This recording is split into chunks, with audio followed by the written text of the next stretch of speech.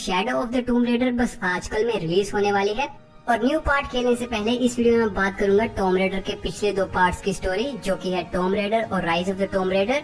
और इस वीडियो से आपकी टॉम रेडर की स्टोरी मेमोरीज बिल्कुल फ्रेश हो जाएंगी। और अगर आप स्टोरी में कुछ भूल गए हो या कोई डाउट हो तो न्यू पार्ट खेलने से पहले वो सब भी क्लियर हो जाएगा। और अगर आपने टॉम रेडर का पिछला पार्ट नहीं खेला या खेलना चाहते हैं तो ये रही आपकी फुल स्पॉइलर वार्निंग। और जिन लोगों को नहीं पता, 2013 में टॉम रेडर के डेवलपर्स ने इस सीरीज का रिबूट किया था। मतलब कि इससे पहले सब टॉम रेडर गेम्स की स्टोरी अब मैटर नहीं करती। और यही वीडियो स्टार्ट करने से पहले मैं इस चैनल पे ऐसे ही story line videos weekly post करता रहता हूँ। तो अगर आपको ये वीडियो पसंद आए तो प्लीज मेरे चैनल को सब्सक्राइब कर लीजिएगा और लाइक बटन भी दबा दीजिएगा। और इसी के साथ नाउ लेट्स जस्ट बिगिन।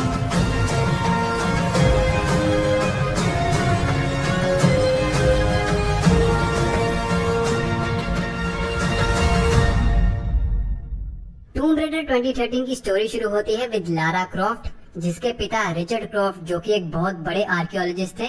और क्रॉफ्ट फैमिली का नाम पूरे इंग्लैंड में गूंजता था। और यहाँ लारा की मदर के बारे में न्यूज स्टोरी में कुछ ज्यादा नहीं है, बस इतना है कि लारा की मॉम छोटी उम्र से ही मर चुकी थी। और यही रिचर्ड क्रॉफ्ट अपनी पूरी जिंदगी अपनी थ्योरीज और रिसर्च को सही साबित करने में गुजारते रहे और छोटी लारा पर इतना ध्यान नहीं दिया। रिचर्ड क्रॉफ्ट की सबसे बड़ी थ्योरी गलत साबित होने के कारण क्रॉफ्ट फैमिली को काफी क्रिटिसिज्म झेलना पड़ा। और मीडिया के रिचर्ड पर डायरेक्ट अटैक करने से रिचर्ड अपने आप को खुद ही गोली से उड़ा खुदकुशी कर लेता है।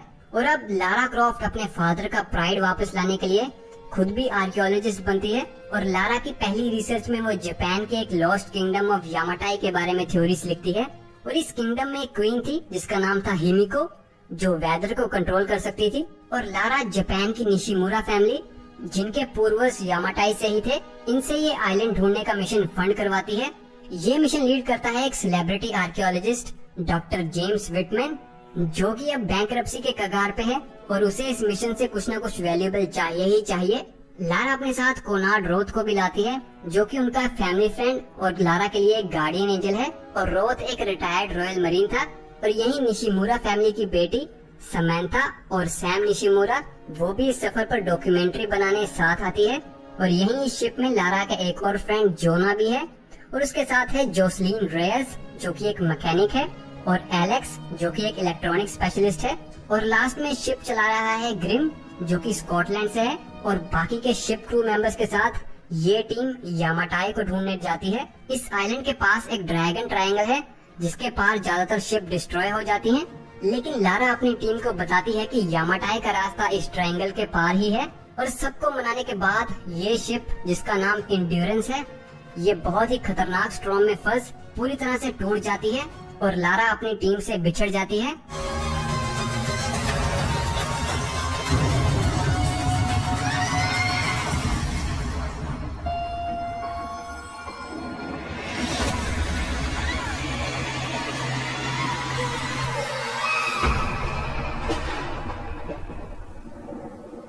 सब लोग एक आइलैंड पर बिल्कुल सही पहुंचते हैं और लारा को यहाँ रहने वाले पकड़कर लटका देते हैं। लारा यहाँ से बच अपने रेडियो से अपने बाकी साथियों को कांटेक्ट करती है, जो बताते हैं कि रोथ अभी भी मिसिंग है। और लारा अपने फ्रेंड सैम को ढूंढती है, लेकिन सैम के साथ उसे इस आइलैंड में रहने वाला एक बंदा मिलता है जिसका नाम मिथायस है। और सैम मिथायस को यामाटाई की क्वीन हिमिको की स्टोरी सुनाती है।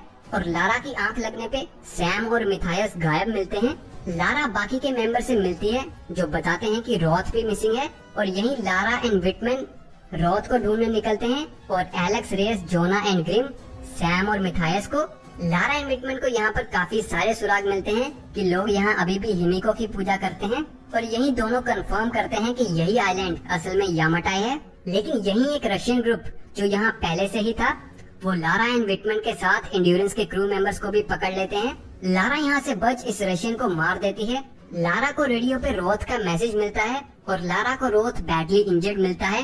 रोथ यहाँ लारा को बताता है कि वो यहाँ के अबेंडेंड रेडियो टावर पे चढ़ एक SOS सिग्नल भेजे, जिससे कि बाहर के लोग उन्हें बचाने आ सकें। लारा को टावर चढ़ने के रास्ते में वर्ल्ड वॉर 2 के जमाने के बने बंकर्स मिलते हैं। और ये रेडियो टावर भी तभी का ही है। यहाँ लारा सक्सेसफुली SOS सिग्नल देती है और एक प्लेन लारा एंड क्रू को बचाने आता है। और इस प्लेन के लिए स्मोक सिग्नल देते ही अचानक आउट ऑफ नोवेयर एक खतरनाक तूफान प्लेन को गिरा देता है और पायलट प्लेन से इजेक्ट कर पैराशूट निकाल बच तो जाता है, लेकिन यहाँ के लोग उसे मार देते हैं। अब एलेक्स एंड रेयस लारा को बताते हैं कि ये लोग एक ग्रुप में हैं जो खुद को सोलारी ब्रदर्स बताते हैं और ये लोग सैम को किडनैप कर यहाँ के बड़े टेम्पल में ले गए हैं। लारा सैम को बचाने यहाँ पहुँचती है और यही मिथायस बताता है कि वो सोलारी ब्रदरहुड का लीडर है और वो अपने लोगों को लारा को मारने के लिए कहता है। लेकिन यही कुछ सदियों पुराने ज़ॉम्बी समुराई जिन्हें ओनी कहते हैं, ये समुराइज इस ग्रुप के लोगों को मार लारा को एक एंशिएंट मोनेस्ट्री में लटका देते हैं। लारा यहाँ से भी बच एक रिचुअल चेम्बर में पहुँचती है जहाँ उसे हिमिको की पेंटिंग्स दिखती हैं और लारा को पता लगता है कि हिमिको अपनी पावर्स अपने सक्सेसर को ट्रांसफर कर सकती है और यही हिमिको के सक्सेसर और नेक्स्ट सन क्वीन चुनने के लिए उसे एक फायर रिचुअल के बारे में पता लगता है जिसमें लड़की को डाल अगर वो सक्सेसर नहीं है तो वो जल जाएगी और अगर है तो फायर अपने आप बुझ जाएगी। सैम अपने किडनैपर का रेडियो चुरा लारा को कांटेक्ट करती है और बताती है कि ये लोग उसे फायर रिचुअल में ले जाने वाले हैं। लारा सैम को बचाने के लिए हिमिको के फोर्ट्रेस तक पहुंचती है, लेकिन रास्ते में सोलारिस ग्रिम को पकड़ लेते हैं और ग्रिम लारा को वहां से बचाने के लिए अपने साथ इन सोलारी ब्रदर्स को भी नीचे गिरा देता है। लारा रोथ की स्नाइपर कवर की मदद से सैम को बचाने के लिए पैलेस में पहुंच देखती है कि मिथायस सैम के नीचे आग लगा देता है और सैम को बचाने के चक्कर में मिथायस के लोग लारा को आराम से पकड़ लेते हैं, लेकिन यहीं एक तेज हवा ये आग बुझा देती है और सोलारी सैम को हिमिको का सक्सेसर बता उसे थ्रोन रूम में ले जाते हैं। सोलारी लारा को फिर बंदी बना लेते हैं और लारा यहाँ से निकल रही नेचुरल गैस को जला यहाँ से बच अपने फ्रेंड्स जो कि सैम को बचाने के चक्कर में पहले ही किडनैप थे उन्हें भी बचाती है। लारा अब सैम एंड विटमैन को ढूंढने निकलती है। रोथ यहाँ सबको बताता है कि उसने एक सर्वाइवल हेलीकॉप्टर को SOS सिग्नल दिया है और वो यहाँ आता ही होगा।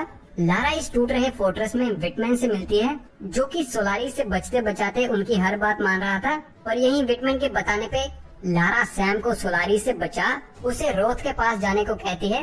रोथ लारा को हेलीकॉप्टर में पिकअप करता है, लेकिन पायलट यहाँ लैंड नहीं करता। लारा को पता है कि ये स्टॉर्म किसी भी हेलीकॉप्टर को यहाँ से बाहर नहीं जाने देगी और यही पायलट की जिद के चलते ये हेलीकॉप्टर भी क्रैश हो जाता है। लारा इस क्रैश के कारण बिल्कुल मरने की हालत पर पहुँच जाती है, लेकिन रोथ लारा को CPR दे बचाता है। लेकिन सोलारिस यहाँ आ इंजर्ड लारा को मारने की कोशिश करते हैं, लेकिन रोथ लारा को बचाता है।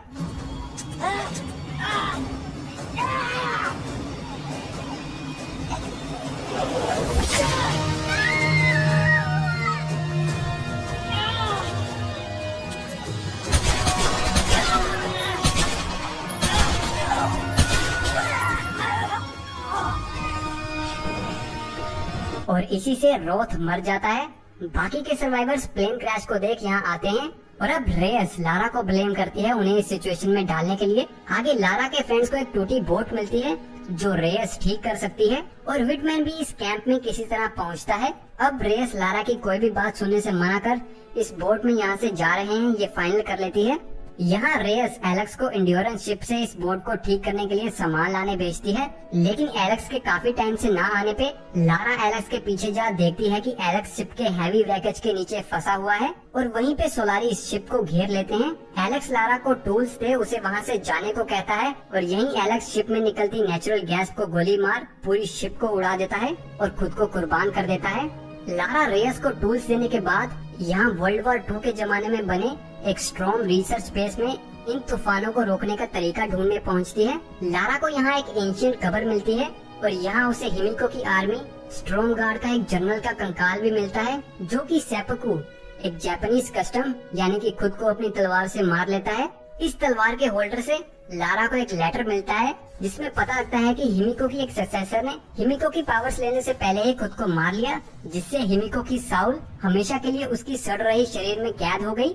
लारा को अब समझ आता है कि हिमिको अपनी पावर्स अपने सक्सेसर को नहीं देती बल्कि अपनी साउल या आत्मा को दूसरे के शरीर में डाल उसकी साउल को खत्म कर देती है। और अब जब हिमिको की आत्मा एक शरीर में बंद है तो उसका गुस्सा ही इन स्टॉर्म्स का कारण है और यही मिथायस हिमिको को सैम की बॉडी ऑफर कर रहा है, ये समझते कि हिमिको फ्री होकर उसे ग्रेट पावर्स देगी और इस आइलैंड से बाहर जाने देगी। लारा इस आइलैंड के स्टॉर्म्स को रोकने के लिए और सैम को बचाने के लिए हिमिको की बॉडी को खत्म करना चाहती है, लेकिन यहाँ उसे पता लगता है कि विटमैन ने क्रू को धोखा दिया और वो सोलारी गुट के साथ मिल सैम को यहाँ से ले गया। लारा रेयस एंड जोना के साथ इस बोट पे बैठ रिचुअल चेम्बर पहुँचते हैं और यहाँ लारा देखती है कि डॉक्टर विटमैन मिथायस के इन्फ्लुएंस में आ ओनी सोल्जर से बातचीत करता है और क्वीन को जापानीज में बोलते ही ये सोल्जर्स विटमैन को काट देते हैं। और मिथायस को ये सब पता था और वो सैम को लेकर टॉप तक पहुंचता है। लारा यहाँ हिमिको के अनडेड सोल्जर से लड़ टॉप तक पहुंचती है, लेकिन मिथायस असेंशन रिचुअल स्टार्ट कर देता है।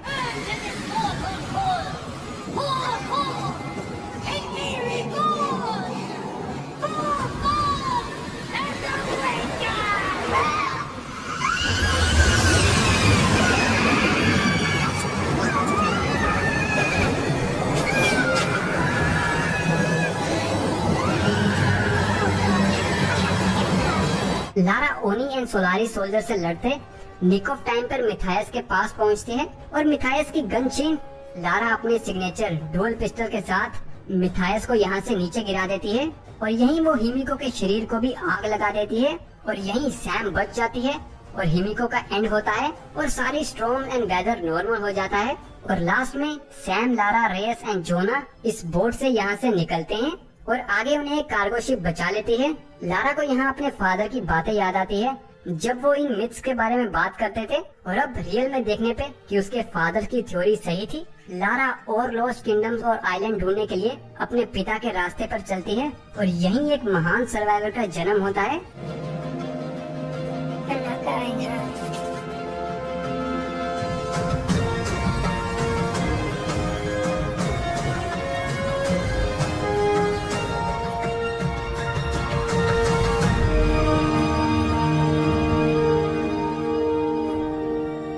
अब एक साल बाद लारा को अपने यामाटाई के एडवेंचर्स में इतने सारे कैजुअलिटीज होने के कारण मीडिया में काफी क्रिटिसिज्म झेलना पड़ता है और लारा इस स्ट्रेस से निकलने के लिए अपने फादर की बेस्ट रिसर्च, एक डिवाइन सोर्स जो कि किसी को भी इमोर्टल बना सकता है, उसे ढूंढने निकलती है। लारा को उसकी मैनर में एना मिलती है जो लारा के फादर रिचर्ड की लवर थी, लेकिन दोनों की शादी नहीं हुई। एना लारा को बताती है कि इस आर्टिफैक्ट की तलाश में रिचर्ड ने खुद को गोली मार ली थी और इसीलिए लारा अपने फादर का प्राइड वापस लाने के लिए इस डिवाइन सोर्स जो कि लॉस्ट सिटी ऑफ किटैश में है उसे ढूंढना चाहती है। और इस सिटी की लोकेशन की लीड के लिए लारा सीरिया पहुंचती है जहां उसे उसकी डैड की नोटबुक की बताई लोकेशन पे प्रॉफिट ऑफ कॉन्स्टेंटिनोपल, एक रोमन सदी के प्रॉफिट की टॉम के बारे में पता लगता है और इसी प्रॉफिट ने ये डिवाइन सोर्स ढूंढा था। लेकिन लारा को इस प्रॉफिट की टूम खाली मिलती है और ट्रिनिटी, एक एंशिएंट ग्रुप जो कि अब पैरामिलिट्री ऑर्गेनाइजेशन बन चुका है, वो लारा का पीछा करते यहाँ पहुँचते हैं। लारा इनसे बच इंग्लैंड क्रॉफ्ट मैनर में वापस पहुँचती है जहाँ उसे इस टूम से मिला एक सिंबल, रशियन की एक रिलीजियस बुक पे बना सिंबल और उसके फादर की लॉस्ट सिटी ऑफ किटैश पे बना सिंबल सब मैच करता है। और लारा अपने फ्रेंड जोना को बताती है कि डिवाइन सोर्स इसी सिटी में हो सकता है। यहाँ लारा इस सोर्स के पीछे सिर्फ अपने फादर की रिसर्च को सही साबित करने के लिए है और यही एक ट्रिनिटी असैसिन लारा की या फादर की बुक चुरा ले जाता है और लारा एंड जोना ट्रिनिटी से पहले लॉस्ट सिटी ऑफ किटैश को ढूंढने रशिया, साइबेरिया पहुँचते हैं। लारा एंड जोना माउंटेन के बहुत ऊपर तक क्लाइंब करते हैं और यहीं एक एवलांच के आने पे दोनों बिछड़ जाते हैं और लारा वन वे रेडियो पे जोना को घर वापस जाने के लिए कहती है। लारा को पहाड़ी के उस पार एक रूइंड वैली दिखती है और यहाँ के रहने वाले लोग ट्रिनिटी से लड़ते हैं तो ट्रिनिटी यहाँ लारा से पहले पहुँच यहाँ पर सोवियत एरा में बने जेल्स, बंकर्स, माइंस और बेसिस सब पर कब्जा कर अपना बेस बनाती है। लारा को ट्रिनिटी के रेडियो से पता लगता है कि ट्रिनिटी ने यहाँ एक नेटिव आदमी को पकड़ा है जिसे डिवाइन सोर्स के बारे में पता है। लारा इस प्रिजन तक पहुँच खुद पकड़ी जाती है और ट्रिनिटी यहाँ लारा की पार्टनर एना को किडनैप कर कॉन्स्टेंटीन उसका गला दबा लारा से डिवाइन सोर्स की लोकेशन के बारे में पूछता है और यही पता लगता है कि एना ट्रिनिटी की सीनियर मेंबर है और वो रिचर्ड क्रॉफ्ट के टाइम से ही ट्रिनिटी मेंबर थी और यही एना एंड कॉन्स्टेंटीन भाई बहन है। कॉन्स्टेंटीन ये डिवाइन सोर्स एना की बिगड़ती तबीयत के लिए यूज करेगा और बाद में ट्रिनिटी को देगा। एना के कहने पे कॉन्स्टेंटीन लारा को छोड़ जेल में बंद कर देता है जहाँ उसे जेकोब जो कि इसी वैली से है वो मिलता है। लारा इस सेल से निकल जेकोब को भी आजाद कर देती है और जेकोब लारा की हेल्प मांगता है ट्रिनिटी से लड़ने के लिए। लारा बदले में जेकोब से डिवाइन सोर्स ढूंढने में असिस्टेंस चाहती है जिसके लिए जेकोब हाँ कर लारा को लॉस्ट सिटी ऑफ किटैश के पास ले जाता है। लेकिन माइन से निकलते माइन कोलैप्स हो जाती है और जेकोब दब जाता है और लारा भी एन मौके पर ही माइन से निकल पाती है और इस न्यू सिटी में एंटर होने के बाद लारा को सोफिया जो उसे पहले भी मिली थी, लारा उसे मिल बताती है कि वो जेकोब की एलाय है, लेकिन वैली के लोग ये नहीं मानते और लारा को मारने लगते हैं कि जेकोब वहाँ लारा को अपनी फ्रेंड बताता है, यानी जेकोब माइन सरवाइव कर लेता है और सोफिया जेकोब की ही बेटी है। यही जेकोब के आदमी जहाँ रहते हैं, जहाँ लारा अभी खड़ी है, यही हिडन सिटी ऑफ किटैश है। लारा यहाँ किटैश के वॉरियर्स के साथ मिल heavy numbers of Trinity soldiers और उनके हेलीकॉप्टर्स को गिरा उन्हें पीछे खदेड़ देते हैं। लारा की मदद के बदले में जेकोब एंड सोफिया उसे किटैश के मैप, एक एटलस की लोकेशन के बारे में बताते हैं, जो कि प्रॉफिट के लिए बनाया गया था ताकि वो कभी किटैश की लोकेशन ना भूलें। लेकिन सोफिया बताती है कि इस सिटी के नीचे और डिवाइन सोर्स को प्रोटेक्ट करने के लिए एक डेथलेस वंस की आर्मी है, जो कि डिवाइन सोर्स से अमर है। लारा यहाँ ट्रिनिटी से पहले एटलस ले आती है और यहीं जोना लारा को ढूंढते जेकोब की हेल्प से यहाँ पहुँचता है।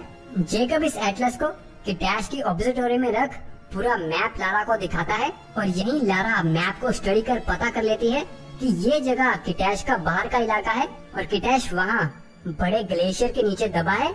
लेकिन यहीं ट्रिनिटी अटैक कर जेकोब को गोलियां मार और जोना जो एटलस को पकड़े है उसे एटलस के साथ ही किडनैप कर ले जाते हैं। लारा जोना को बचाने ट्रिनिटी के बेस दोबारा पहुंचती है और कॉन्स्टेंटीन लारा से डिस्ट्रैक्ट हो जोना कॉन्स्टेंटीन की गन उसी पे तान देता है, लेकिन कॉन्स्टेंटीन जोना को चाकू मार उसे सिवियरली इंजर कर देता है। लारा इस प्रिजन में वैली के सारे लोगों को छुड़ाती है, जो बताते हैं कि जोना को अब सिर्फ जेकोब ही ठीक कर सकता है और सब लोग मिलकर जोना को जेकोब के पास ले जाते हैं। जेकोब यहाँ एक मैजिक मंत्र और एक पाउडर से जोना का घाव पूरी तरह से गायब कर देता है और जिससे लारा समझ जाती है कि जेकोब ही प्रॉफिट है, जो इतनी शताब्दियों के बाद भी डिवाइन सोर्स के कारण जिंदा है और इसीलिए वो माइन से नहीं मरा, ना ही ट्रिनिटी की गोलियों से। जेकोब या फिर डेथलेस प्रॉफिट बताता है कि डिवाइन सोर्स रियल में डिवाइन नहीं है और जब उसने ये डिवाइन सोर्स अपनी आर्मी पे यूज किया तो सब लोग इमोर्टल तो हो गए, लेकिन किटैश को मंगोल इन्वेजन से बचाने के लिए इन लोगों ने किटैश को बर्फ के नीचे दबा दिया, जिससे 10,000 लोगों को कुर्बान होना पड़ा। और यहाँ गेम में डिवाइन सोर्स को सही से एक्सप्लेन नहीं किया है, क्योंकि आप डेथलेस वंस को मार सकते हैं, लेकिन मेरी थ्योरी ये है कि डेथलेस वंस मर के रीजनरेट हो जाते हैं और इसी रीजनरेशन साइकिल के कारण इन लोगों का दिमाग और साउल भी खराब होने लगती है और इसीलिए जेकोब इस सोर्स को डिवाइन नहीं है कहता है। जेकोब ये सोर्स ट्रिनिटी के हाथ नहीं लगने देना चाहता और वो लारा को यहाँ पहले पहुँचने के लिए किटैश में जाने का हिडन रास्ता बताता है, जहाँ उसे डेथलेस वंस का सामना करना पड़ता है। और यहाँ भी सोफिया एंड जेकोब की एड से लारा किटैश की मेन बिल्डिंग तक पहुँचती है और यहाँ ट्रिनिटी भी पहुँच जाती है और deathless ones and trinity soldiers आपस में लड़ खुद को खत्म कर लेते हैं। लारा कॉन्स्टेंटीन के प्लेन को सोफिया के द्वारा चलाए गए ट्रैबूशे की मदद से प्लेन गिरा देती है और कॉन्स्टेंटीन मरने से पहले बताता है कि रिचर्ड क्रॉफ्ट लारा के पिता ने खुदकुशी नहीं की, बल्कि एक ट्रिनिटी के बंदे ने ही उन्हें मारा था। और यहीं लारा कॉन्स्टेंटीन को मार एना के पास पहुंचती है, जो डिवाइन सोर्स अपने हाथ में लिए भाग रही थी। एना यहाँ लारा को अपनी साइड करने की कोशिश करती है, लेकिन लारा अब सब समझ चुकी है कि डेथ इंसान होने का एक पार्ट है और इसे कोई चीट नहीं कर सकता। और वहीं जेकोब भी यहाँ पहुँच एना के लास्ट सोल्जर को मारता है, लेकिन एना जेकोब को गोलियां मार उसे इंजर कर देती है। एना एंड लारा एक लास्ट स्टैंड ऑफ में एक दूसरे पर गन्स तान देते हैं और वहीं डेथलेस वंस इस चेम्बर को चारों तरफ से घेर लेते हैं। एना इस डिवाइन सोर्स को खुद पर इस्तेमाल करती है और सोर्स वहीं गिरा देती है, लेकिन लारा जेकोब की परमिशन से इस सोर्स को तोड़ देती है, जिससे सभी इमोर्टल डेथलेस वंस खत्म हो जाते हैं और यहीं शताब्दियों से जी रहे प्रॉफिट का भी अंत होता है, जो खुशी से अपनी डेथ एक्सेप्ट करता है। और यहाँ से बचने के बाद लारा यहाँ एना से पूछती है कि क्या उसी ने रिचर्ड को मारा, और एना के मना करने पे और ट्रिनिटी का नाम लेने पे कुछ ट्रिनिटी के हायर ऑफिशियल्स एना के सिर को उड़ा देते हैं और लारा को जानबूझकर जिंदा छोड़ देते हैं। अब लारा जोना के साथ इंग्लैंड वापस आती है और लारा ट्रिनिटी को रोकने और क्रॉफ्ट्स का नाम और रोशन करने के लिए न्यू डिस्कवरीज पर जाने को तैयार है। तो गाइस, यही थी टूम रेडर की अब तक की स्टोरी और मैं शैडो ऑफ द टूम रेडर भी बाय कर रहा हूँ। तो अगर आपको इसके नेक्स्ट पार्ट, जो कि 14 सितंबर को लॉन्च हो रहा है, उसकी स्टोरी भी जाननी हो तो आप नीचे कमेंट सेक्शन में मेरे को बता सकते हैं। और यही अगर आपको ये वीडियो पसंद आए तो प्लीज लाइक बटन पर क्लिक कर दीजिएगा और अगर बहुत पसंद आए तो सब्सक्राइब बटन पे। और इसी के साथ मैं मिलता हूँ आपसे अपनी नेक्स्ट वीडियो पे।